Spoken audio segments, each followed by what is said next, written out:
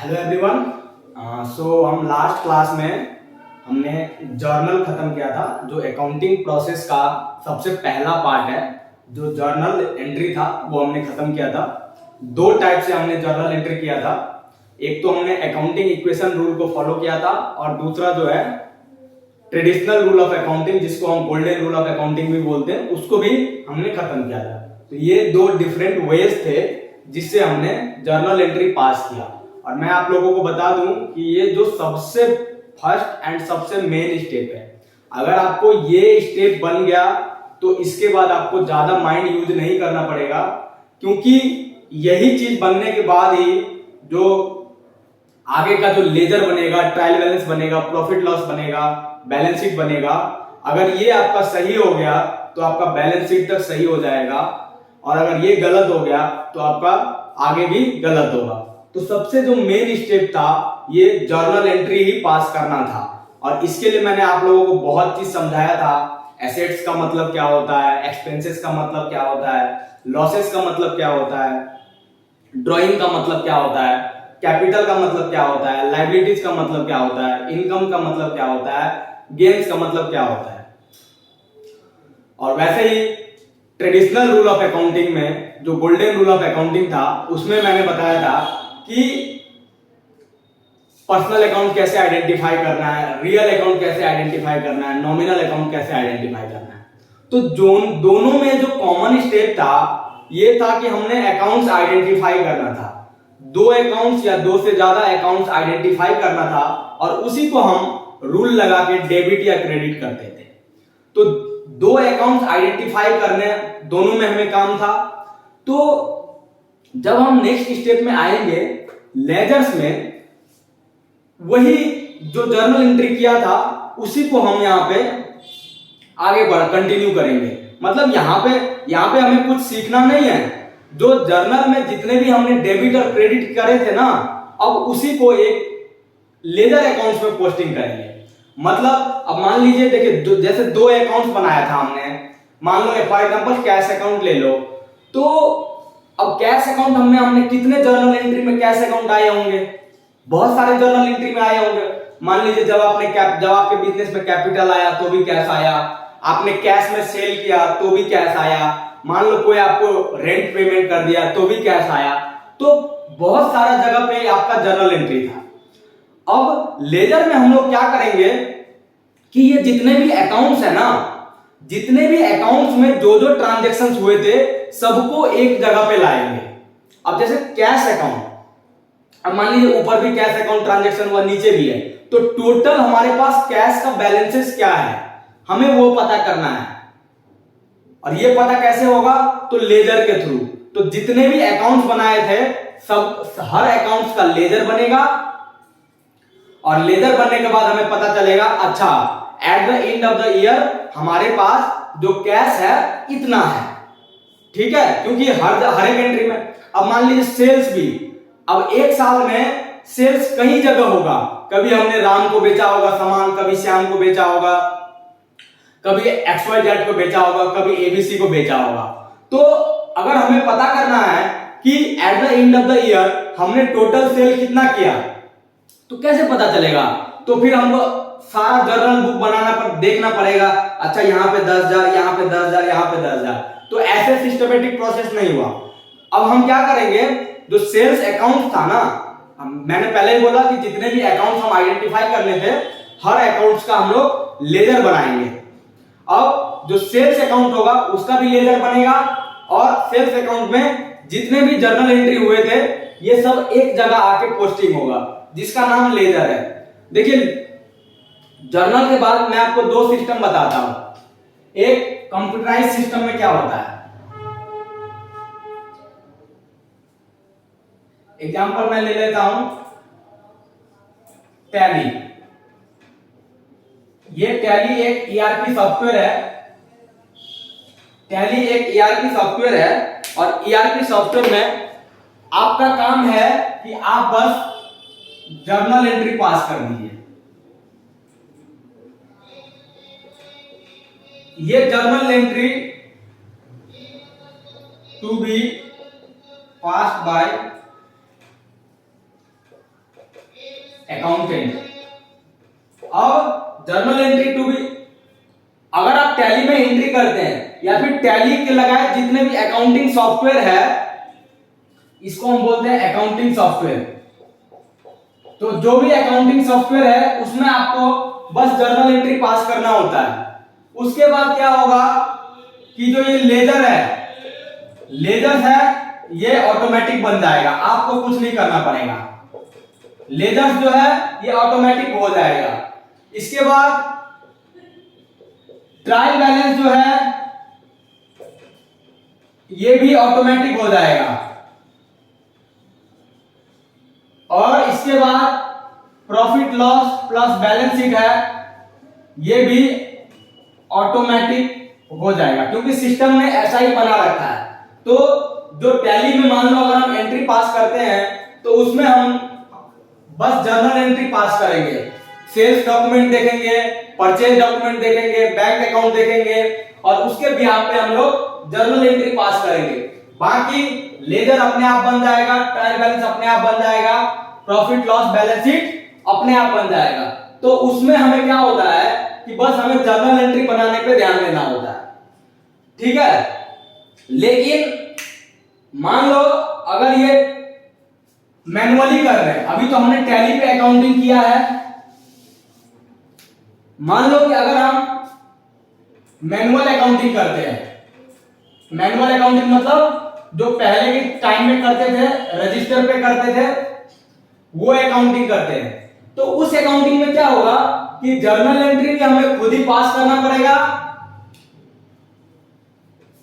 Laser भी हमें खुद ही बनाना पड़ेगा और प्रॉफिट लॉस बैलेंस शीट भी हमें खुद ही बनाना पड़ेगा।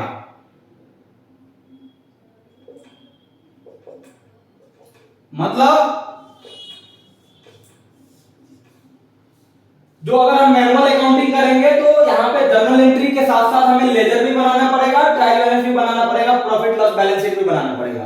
बट अगर ये अकाउंटिंग सॉफ्टवेयर में होता तो हमें सिर्फ जर्नल एंट्री बनाना पड़ता है, लेजर ऑटोमेटिक बन जाता है, ट्रायल बैलेंस ऑटोमेटिक बन जाएगा सिस्टम में ही, profit loss balance sheet automatic बन जाएगा, ठीक है। तो इसीलिए हमें लेजर, बट देखिए आपको लेजर का अंडरस्टैंडिंग होना चाहिए। भले ही हमारे अकाउंटिंग सॉफ्टवेयर में ऑटोमेटिक लेजर पोस्टिंग हो जाता है, बट लेजर को कैसे समझना है वो मैं आपको बताऊंगा। तो इससे पहले हमें लेजर बनाना भी आना चाहिए।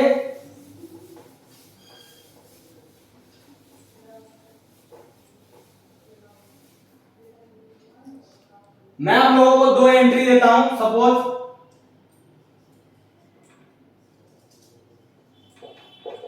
कैश अकाउंट डेबिट 50,000 टू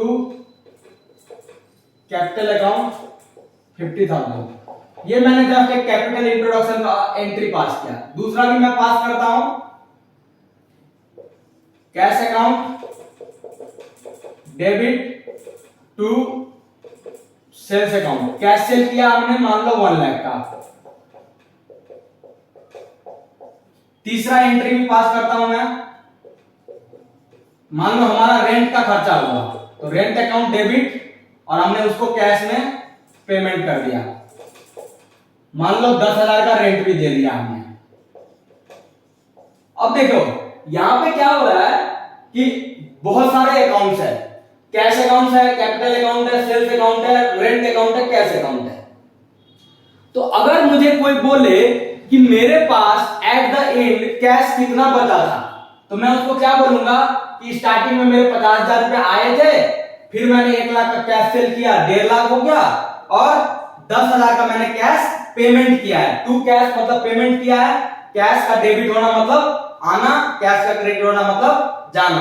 तो 50 और 1 लाख 1.5 लाख, 1.5 लाख में से माइनस 10,000 हो गया 40,000, 1,40,000 हो गया। अब पूरे साल में ऐसा तो नहीं होगा कि आपका 3 ही एंट्री होगा कैश अकाउंट का, हो सकता है 300 एंट्री होगा, 3,000 एंट्री हो सकता है, और बहुत बड़ा बिजनेस है तो 3 लाख एंट्री भी हो सकता है। तो आप हर एक बार तो काउंट तो नहीं करेंगे ऐसे करके, तो इसके लिए क्या करना पड़ेगा कि we have to we have to post all debit and credit part of accounts मतलब कैश अकाउंट, क्या to debit part of journal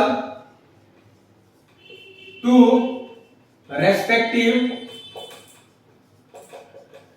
accounts. तो we have to post all the debit and credit part of journal to respective account. Cash account का जो भी debit part होगा debit में जाएगा, credit part होगा क्रेडिट में जाएगा। और इसी प्रोसेस को हम लोग क्या बोलते हैं, लेजर पोस्टिंग। मतलब अगर हम जर्नल में से ट्रांसफर करते हैं रेस्पेक्टिव अकाउंट्स में अगर हम किसी भी debit and credit side transfer करेंगे रेस्पेक्टिव अकाउंट्स में, तो हम उसको बोलते हैं लेजर पोस्टिंग। अब देखिए मैं आपको बताऊंगा, आप ये 3 एंट्री अपने ध्यान में रखिए, फिर मैं एक लेजर का फॉर्मेट बताता हूं।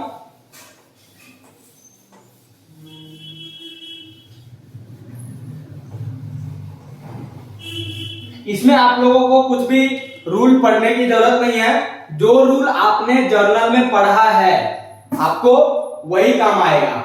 बट मैं आप लोगों को रिकमेंड करूंगा कि जो अकाउंटिंग इक्वेशन रूल था कि asset, expenses, losses and drawing में डेबिट होगा तो बढ़ेगा, capital, liability, income and gains वाला अकाउंट होगा तो उसमें क्रेडिट होगा तो बढ़ेगा।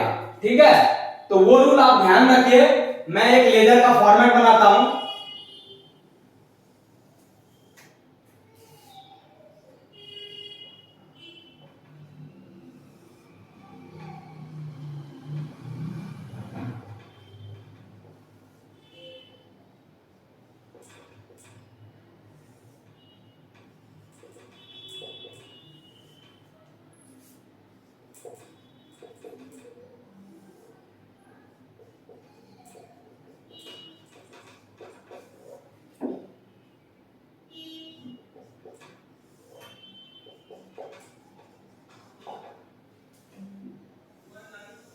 अब मान लीजिए, देखिए इसमें 8 कॉलम्स होता है।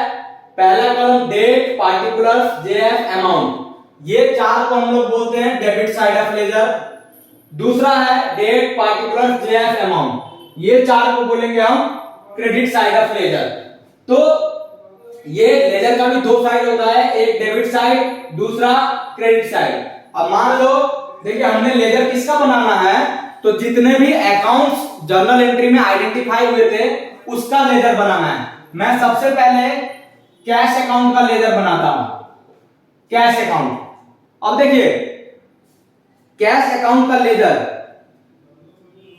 मेरे पास क्या है कि कैश अकाउंट, सबसे पहले तो इसका नेचर आइडेंटिफाई करिए। अकाउंटिंग इक्वेशन रूल के हिसाब से कैश अकाउंट कैश मेरा हमेशा एसेट्स होता है। तो अगर ये कैश बढ़ेगा तो क्या होगा, डेबिट होगा। लेकिन अगर कैश घटेगा तो क्रेडिट होगा। मान लो कि मेरे पास कैश आया, अगर कैश आया तो ये मेरा कैश बढ़ेगा, और कैश बढ़ेगा तो मैं एंट्री किस में करूंगा, ये डेबिट साइड में। लेकिन अगर मैं किसी को कैश पेमेंट करता हूं तो कैश पेमेंट करने से मेरा कैश घट जाएगा और डिक्रीज हो जाएगा, तो वो मैं क्रेडिट साइड में एंट्री करूंगा। ठीक है, सबसे पहले आपको आइडेंटिफाई करना है जिस अकाउंट्स का भी आप लोग लेजर बना रहे हैं वो अकाउंट्स आपके लिए क्या है, क्योंकि तभी पता चलेगा कि इंक्रीज कब होगा, डिक्रीज कब होगा, डेबिट कब होगा, क्रेडिट कब होगा। तो सबसे पहले देखिए हम क्या करते हैं, starting date of the year में मान लीजिए 1/1/2022 है। सबसे पहले अगर हमारे पास देखिए कैश का बैलेंस क्या होता है, एसेट्स है, एसेट्स का हमेशा डेबिट बैलेंस होता है। तो सबसे पहले हम यहां पे क्या लिखेंगे, टू बैलेंस बीडी, मतलब जो लास्ट ईयर में हमारा क्लोजिंग बैलेंस था वो हम यहां पे लिख देंगे। अब मान लीजिए लास्ट ईयर में हमारे पास 10,000 का बैलेंस था। ठीक है, अब हम देखेंगे कि इस साल हमारे कितना ट्रांजैक्शन हुआ है। तो पहला एंट्री क्या था, अब देखिए मैं जर्नल एंट्री देख के लेजर बनाऊंगा। अब मुझे कोई रूल ध्यान में नहीं रखना है। अगर मैंने जर्नल एंट्री ठीक किया हुआ है तो मैं जर्नल एंट्री से लेजर पोस्टिंग कर दूंगा। देखिए पहला ट्रांजैक्शन था कि मेरे बिजनेस में कैपिटल आया, तो आप बताओ अगर आपके बिजनेस में कोई कैपिटल देगा तो कैश बढ़ेगा या घटेगा? बिल्कुल बढ़ेगा। और एंट्री में हमने क्या किया था, cash account debit to capital account. अब लेजर में क्या ध्यान रखना है, देखो ये तो हमें पता चल गया कि अगर हमें कोई कैपिटल देगा तो कैश बढ़ेगा, और कैश बढ़ेगा तो हम डेबिट साइड में पोस्टिंग करेंगे, ठीक है।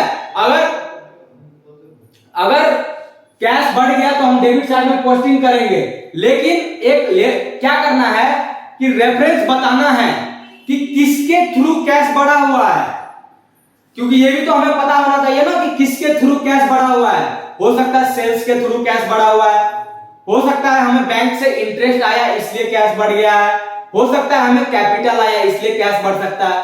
तो मैं यहां पे क्या करूंगा कि मान लो 1 फरवरी को कैपिटल आया बिजनेस में, और तो देखिए कैश अकाउंट बना रहा हूं, और अगर कोई कैपिटल आएगा बिजनेस में तो बिजनेस का कैश बढ़ेगा, और कैश बढ़ेगा तो हम डेबिट साइड में एंट्री करेंगे।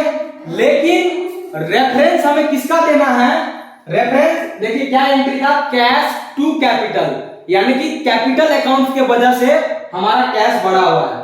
तो हम यहां पे लिखेंगे टू कैपिटल अकाउंट। देखिए टू,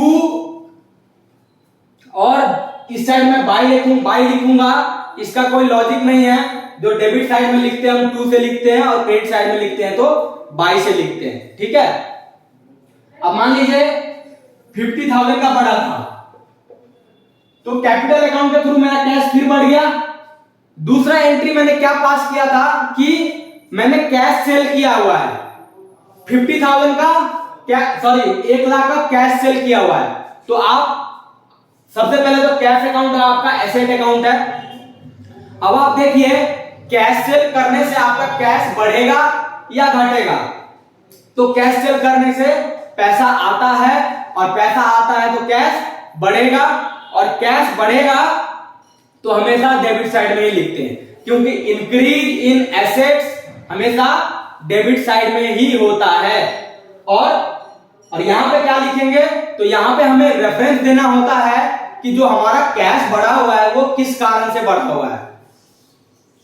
पहले वाले में कैपिटल आने के कारण कैश बढ़ा था, अब दूसरे वाले में सेल्स होने के बाद कैश बढ़ रहा है। मान लो कि हमने 1 मार्च को सेल किया, तो टू सेल्स अकाउंट लिखेंगे 1 लाख। तीसरा एंट्री मैंने क्या किया था कि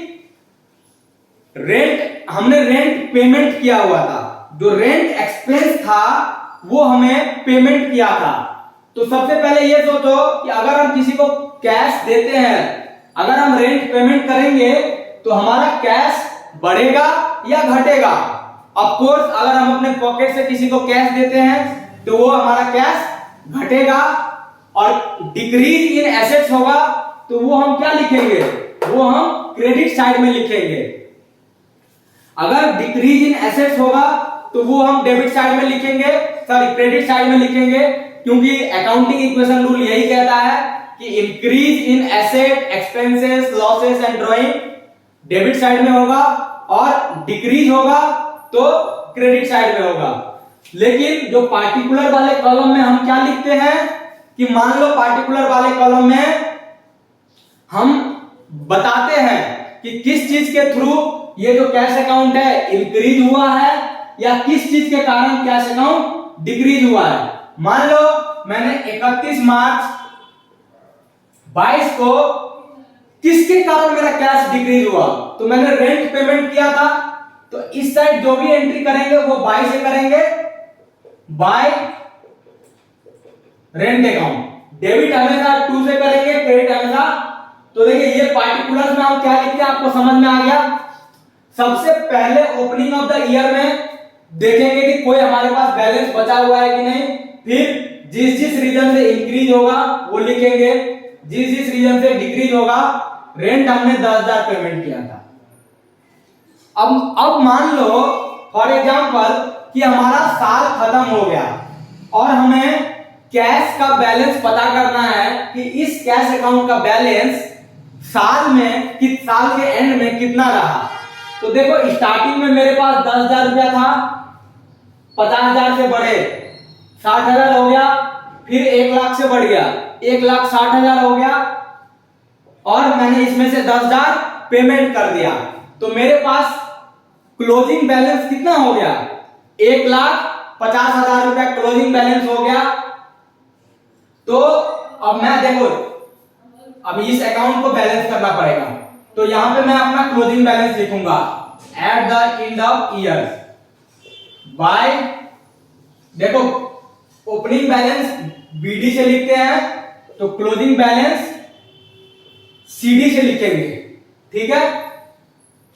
1,50,000 रुपया हमारा बैलेंस था। अब दोनों को टोटल कर दो, दोनों को टोटल कर दो, ये इक्वल हो गया, ये मेन हमारा टारगेट था ये निकालना। लेजर में जिस भी अकाउंट का टारगेट होता है कि eight the end of the year balances कितना है, ठीक है। देखिए ये मैंने एक एसेट का बता दिया, लायबिलिटीज का भी ऐसे ही बताता हूं, ऐसे ही लायबिलिटीज का भी होगा, ठीक है। आप बैलेंस शीट लिख लेंगे, बैलेंस शीट का मतलब है कि क्लोजिंग बैलेंस कितना है मेरे पास at the end of year, और जब नेक्स्ट ईयर में जाते हैं तो हम इसी को क्या लिखते हैं, टू बैलेंस बीडी, मतलब closing balance of current year will be opening balance of next year. और यहां पे हम क्या लिखेंगे 1/1/2023 डेट याद रखना, और यहां पे हम लिख देंगे टू बैलेंस बीडी। कितना बैलेंस बचा हुआ था, 1,50,000। तो अगले साल जब हम कैश अकाउंट्स का लेजर बनाएंगे तो सबसे पहले टू बैलेंस बीडी कितना लिखेंगे, 1,50,000 रुपया, ठीक है। ये था कैश अकाउंट्स का। ऐसे ही बनेगा लायबिलिटी अकाउंट, एसेट का बता दिया मैंने, अब लायबिलिटीज का बताता हूं। तो एसेट लायबिलिटी कैपिटल लायबिलिटी ही है, लेकिन कैपिटल कौन सा लायबिलिटी है, ऑनर को पेमेंट करने वाला, और दूसरा लायबिलिटी क्रेडिटर को पेमेंट करने वाला, ठीक है। अब एक कैपिटल अकाउंट भी बताता हूं।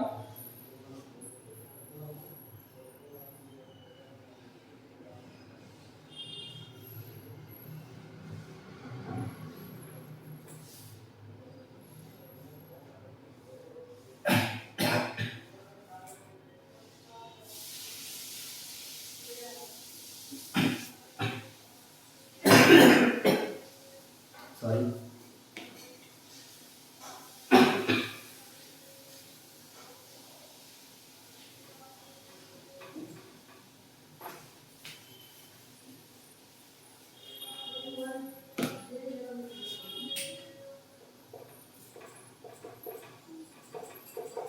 अब देखिए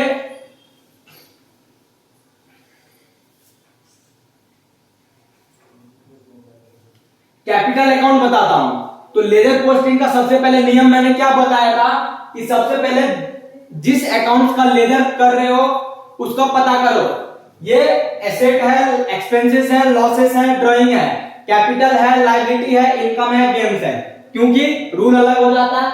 तो मुझे ये पता चल गया ये कैपिटल अकाउंट्स है, और कैपिटल अकाउंट्स का रूल क्या है कि अगर ये इंक्रीज होगा तो क्रेडिट के थ्रू इंक्रीज होगा, और डिक्रीज होगा तो डेबिट होगा। अगर ये कैपिटल अकाउंट इंक्रीज होगा तो क्रेडिट होगा, डिक्रीज होगा तो डेबिट होगा। अब सबसे पहले मैंने क्या बताया था कि लेजर पोस्टिंग में हमें हमेशा सबसे पहले ओपनिंग बैलेंस लिखना पड़ता है। तो कैपिटल अकाउंट का बैलेंस कौन सा होगा, लायबिलिटी है, लायबिलिटी का क्रेडिट बैलेंस होता है। तो मैं यहां पे क्या हो सकता है कि डेबिट बैलेंस भी हो, बट जनरली क्रेडिट बैलेंस होता है। तो मैं यहां पे क्या लिखूंगा, बाय बैलेंस, और ओपनिंग बैलेंस हमेशा हम कैसे लिखते हैं, बीडी के थ्रू। बीडी का मतलब है बीडी का मतलब है ब्रॉट डाउन, मतलब जो पिछले बार हमने क्लोजिंग बैलेंस कैलकुलेट किया था, अभी हम उसको ब्रॉट कर रहे हैं, मतलब उसको ला रहे हैं। तो मान लो फॉर एग्जांपल 10,000 का कैपिटल स्टार्टिंग में था, ठीक है। अब उसी ट्रांजैक्शन, उसी जर्नल एंट्री को ध्यान रखते हैं कि क्या हुआ उस जर्नल एंट्री में। सबसे पहले कैपिटल का इंट्रोडक्शन हुआ था, कैपिटल का जो इंट्रोडक्शन हुआ था 50,000 रुपया। तो अब आप सोचो कि बिजनेस में अगर कैपिटल आया तो जो कैपिटल बढ़ा या घटा, कैपिटल अकाउंट बढ़ेगा, और कैपिटल अकाउंट बढ़ेगा तो कैसे बढ़ेगा, क्रेडिट के थ्रू, क्योंकि increase in capital liability income and gains हमेशा कैसे होता है, क्रेडिट होता है। लेकिन किसके थ्रू बढ़ा है कैपिटल अकाउंट, चलो मैम अब मुझे ये तो पता चल गया कि क्रेडिट में लिखना है, ये तो पता चल गया मुझे कि मुझे क्रेडिट में लिखना है, ये हमेशा ओपनिंग डेट को होगा। ये तो मुझे पता चल गया कि कैपिटल हमारे बिजनेस में बढ़ा हुआ है, लेकिन किसके थ्रू बढ़ा हुआ है, तो कैश के थ्रू बढ़ा ना, कैश आया था तब में कैपिटल बढ़ा था। तो यहां पे क्या लिखेंगे, और जैसे कैपिटल इंक्रीज होगा, इंक्रीज होने से कैपिटल को हम क्रेडिट करते हैं, तो यहां पे हम क्या करेंगे, बाय कैश, मतलब कैश के थ्रू हमारा कैपिटल क्या हुआ, इंक्रीज हुआ। तो अगर मान लो फिर कैपिटल ऐड होता, मान लो कि 31 मार्च को भी कैपिटल ऐड होता, तो मान लो इस बार पेमेंट बैंक अकाउंट में आता, तो बैंक अकाउंट के थ्रू कैपिटल इंक्रीज हुआ है, तो मैं यहां पे क्या लिखता, बाय बैंक, और यहां पे मैं मान लो 50,000 आता।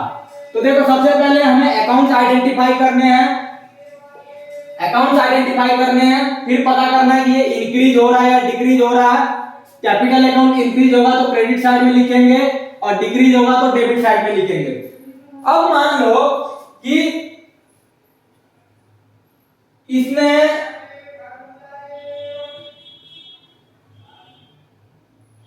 एक मार्च को ना इसने क्या किया था कि बिजनेस से कैपिटल विथड्रॉ कर लिया था, मतलब ड्रॉइंग कर लिया था।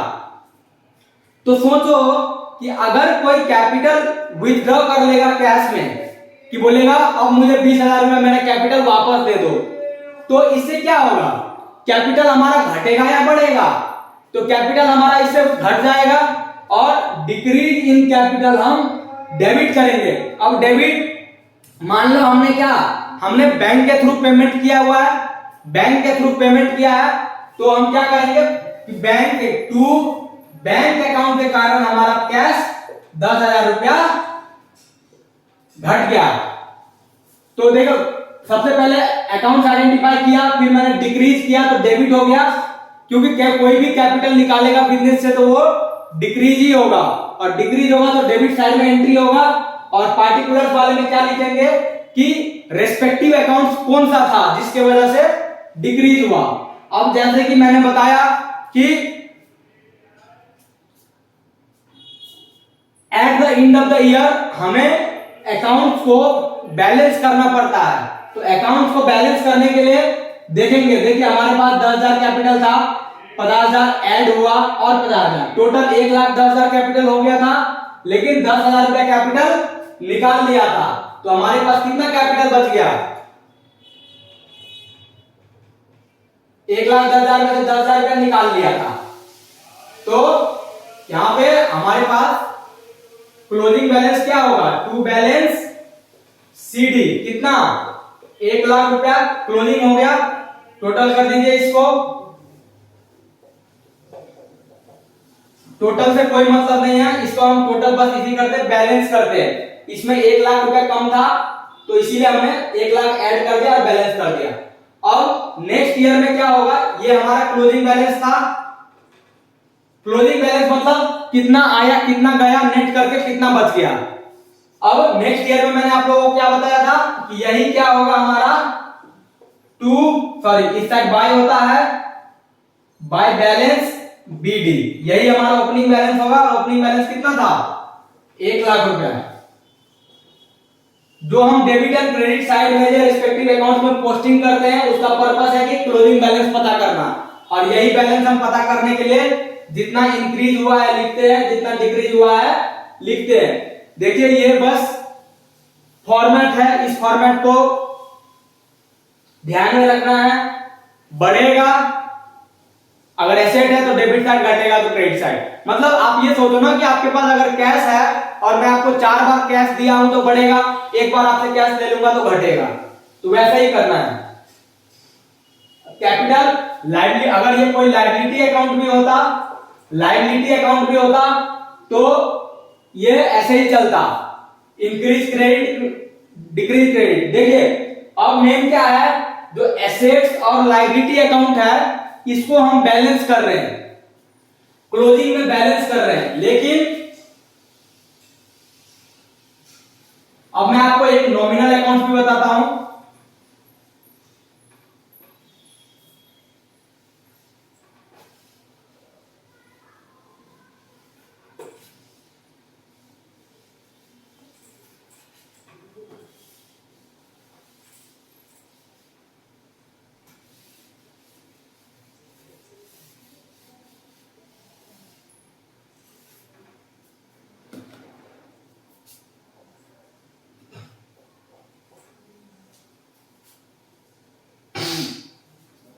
एक मिनट है।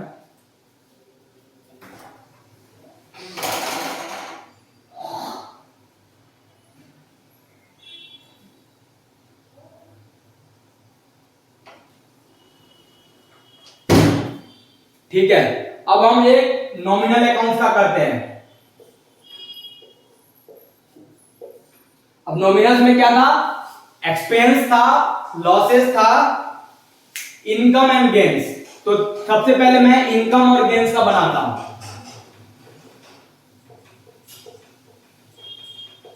मान लीजिए ये इनकम या गेन्स, किसी भी इनकम या गेन्स का अकाउंट है। मान लीजिए सेल्स का हो, है ना, सेल्स का सेल्स अकाउंट बनाते हैं क्योंकि सेल्स अकाउंट भी गेन्स अकाउंट होता है। अब देखिए सबसे पहले जो मैं आप लोगों को नॉमिनल अकाउंट्स के बारे में बताना चाहता हूं लेजर में, वो ये है कि जो नॉमिनल, जैसे देखिए पर्सनल में मतलब जो एसेट अकाउंट था, लायबिलिटी अकाउंट था या फिर एसेट का अकाउंट था, तो कहने का मतलब है पर्सनल एंड रियल अकाउंट्स को हम eight the end of the year balance करते थे, मतलब क्लोजिंग बैलेंस पता करते थे। लेकिन नॉमिनल अकाउंट्स में या इनकम का अकाउंट हो या एक्सपेंस का अकाउंट हो, इनकम और एक्सपेंस अकाउंट नॉमिनल अकाउंट है, इसमें हम लोगों को बैलेंस नहीं करना है, बैलेंस नहीं करना है।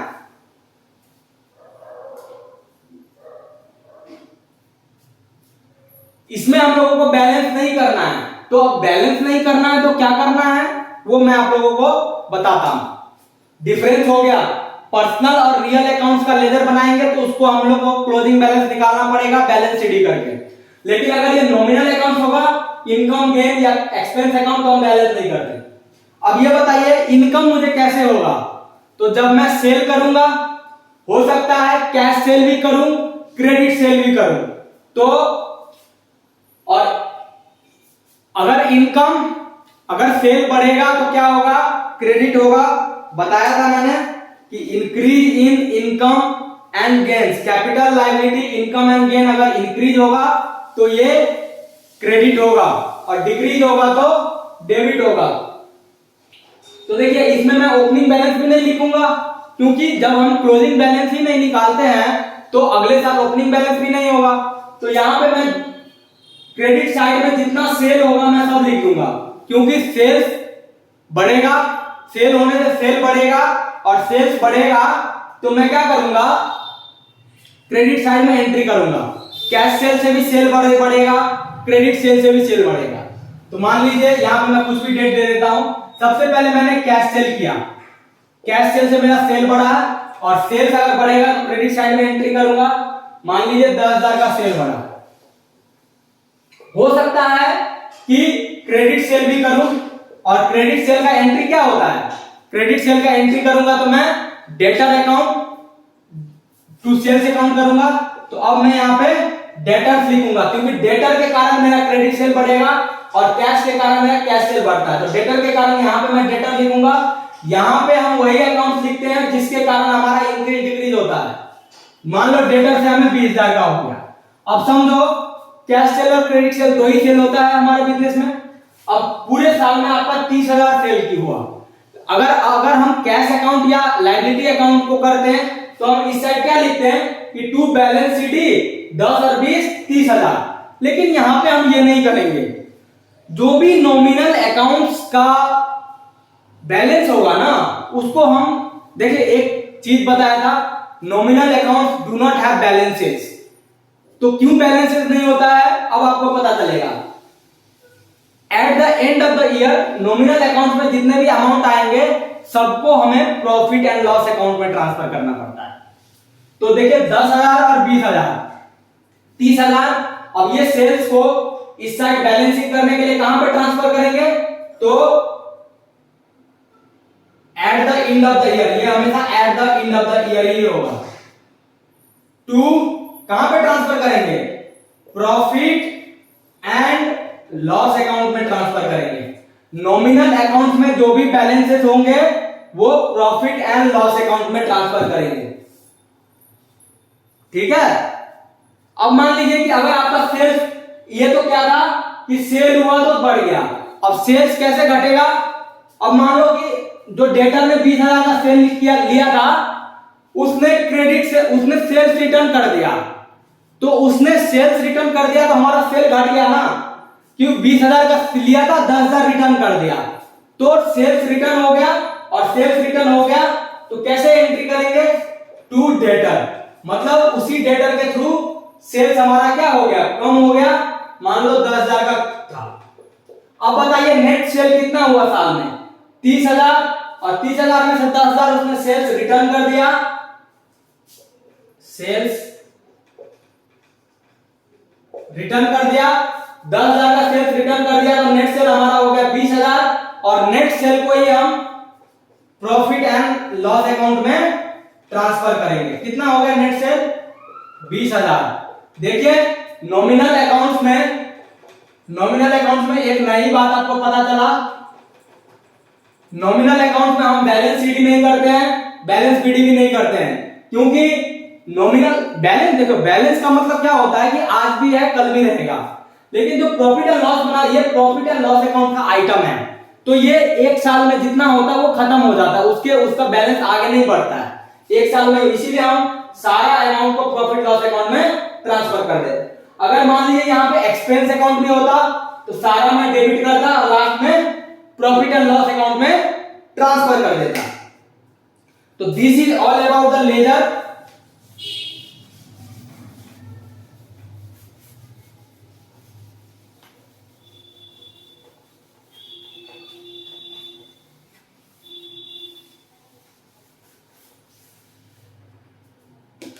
ये था लेजर का पूरा, ये पॉइंट नोट कर लीजिए कि only personal and real accounts. अब इसमें क्या क्या आ जाएगा, assets and liability account are to B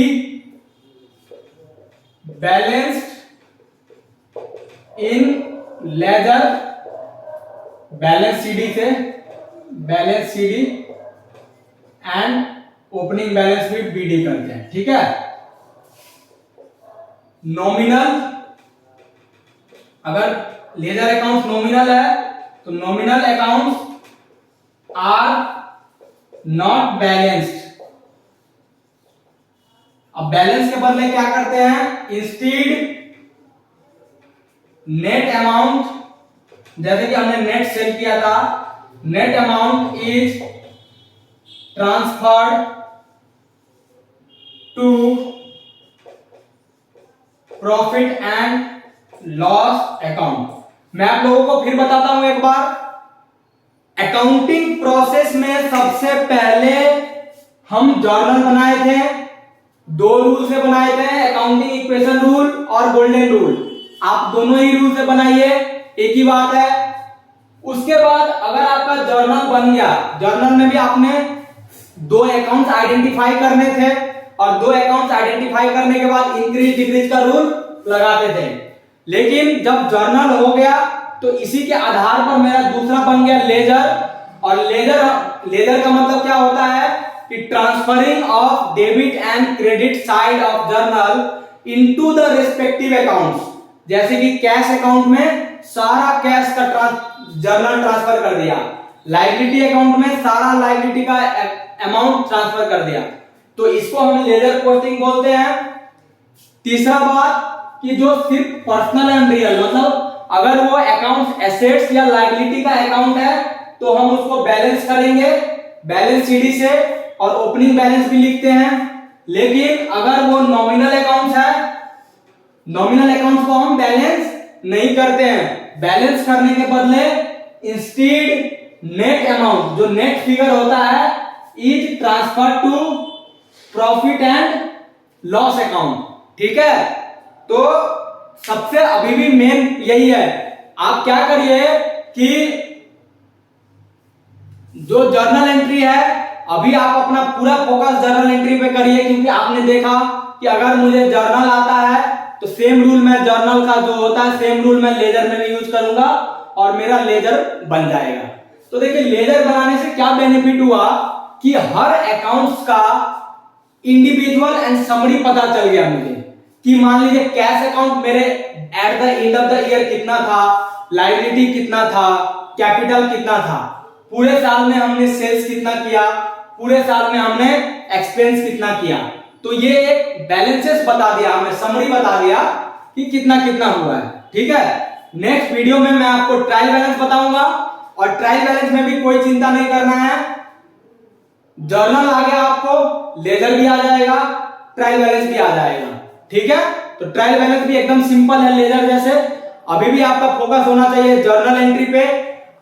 इससे पहले मैंने 2 वीडियो अपलोड किया है जर्नल एंट्री का, आपको दोनों वीडियो जरूर से जरूर देखिए और बार बार देखिए। अगर एक बार समझ में नहीं आता है तो बार बार देखिए, और वहां पे जो जो वर्ड मैंने यूज किए हैं, आप लोगों को बोले हैं, उसको सुनिए, समझने का कोशिश करिए। ठीक है, okay, for today this much only, we will again meet in the next video with the trial balance, the third step of accounting process. Thank you so much.